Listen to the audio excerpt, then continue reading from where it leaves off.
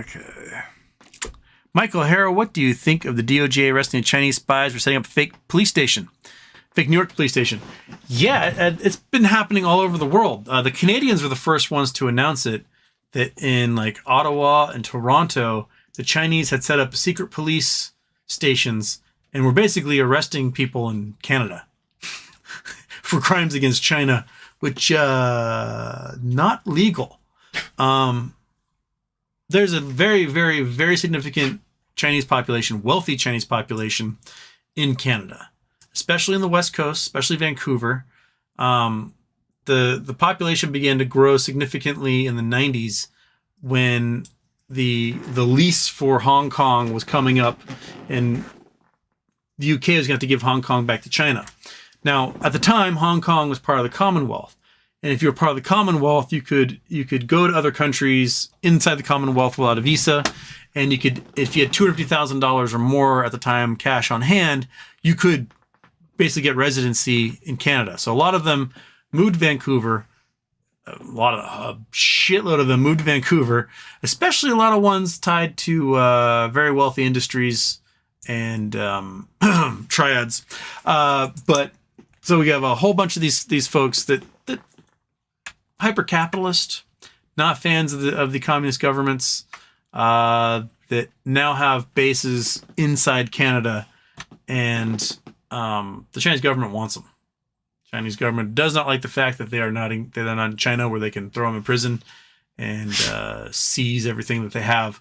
So there is definitely a very weird relationship between Canada and China that is quite hostile.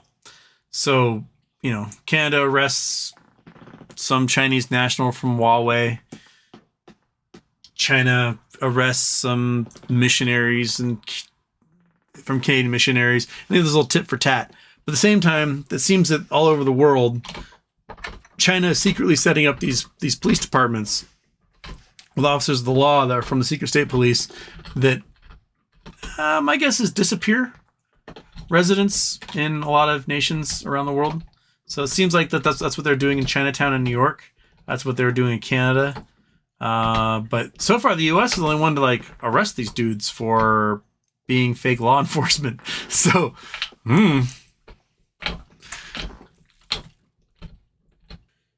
Situba. Lots of wingnuts claiming tinfoil stuff about the dollar is the only thing anyone trusts, with the euro tied to the dollar a close second. Those dream about Chinese yuan don't know about capital flight. Yeah. People want to get their money out of China as desperately as they can.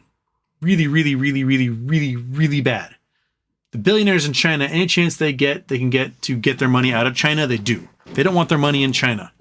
They don't trust the Chinese government. They don't trust the Chinese banking system. So if they can get their money out of China, they will so gladly do it.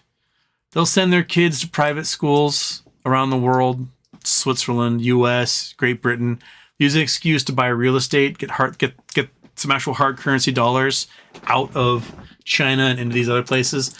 They love going to auction houses. We talked about in the past the guy that he bought some Da Vinci painting for $120 million, and he couldn't get the Chinese yuan out to buy it. He had to use his American Express black card. And so, but that was a way of him getting hard currency, because he can then sell this thing somewhere else in the world for $120 million US, and he doesn't have to worry about having that money in a Chinese account. He can put it in an American account or Swiss account or whatever.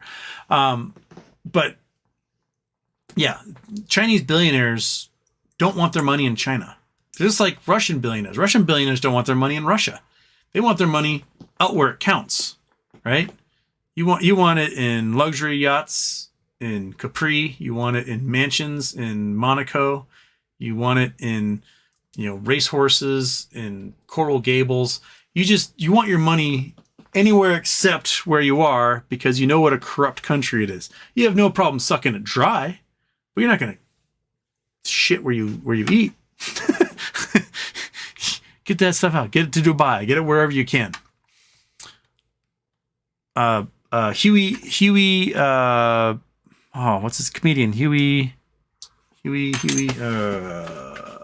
let's see if I can find it, maybe. Go there, click, Search Huey Lee. Yeah. Okay, so he's a stand-up comedian, funny dude from China. He did a really great post a little while ago about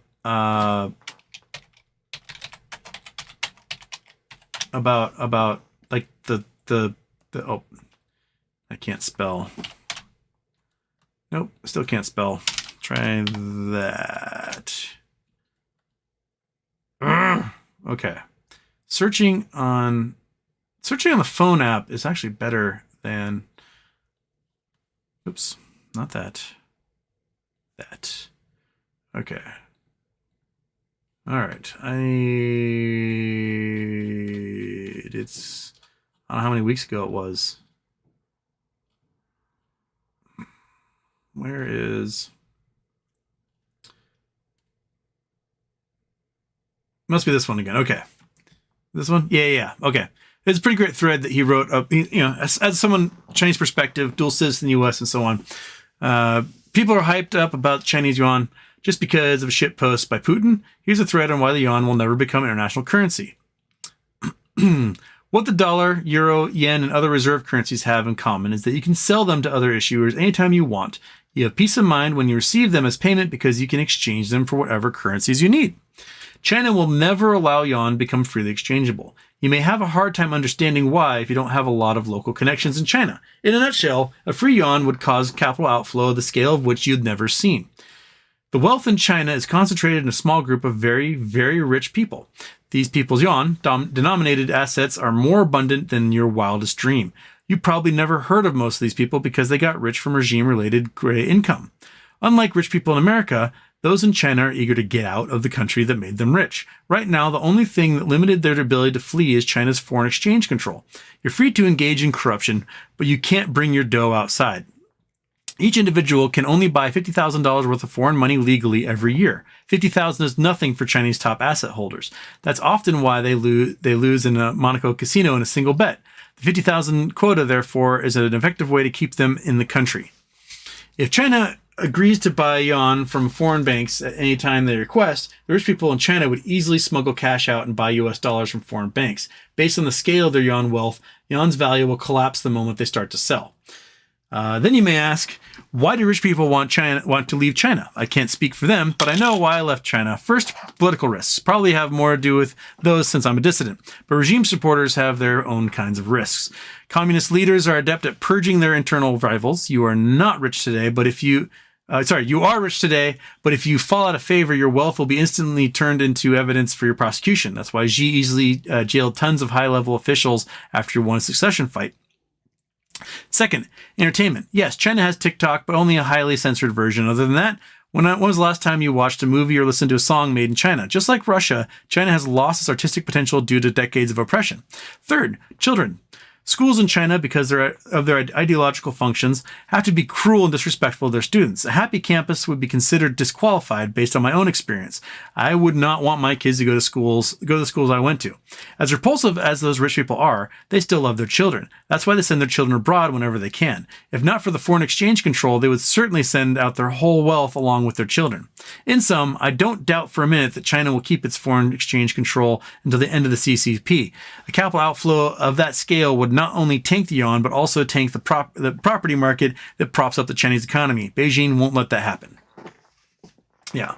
So I thought it was a very succinct way of an insider showing you sort of like why China can't dominate the currency market, simply because you get that money. You are in Peru and you get paid in Chinese yuan. Okay, now what? You can't use it anywhere. All you can do is you can send it back to China and you get a bunch of shit you don't want. You'll be like, I don't know, I need to pay my mortgage here, not buy crap from China.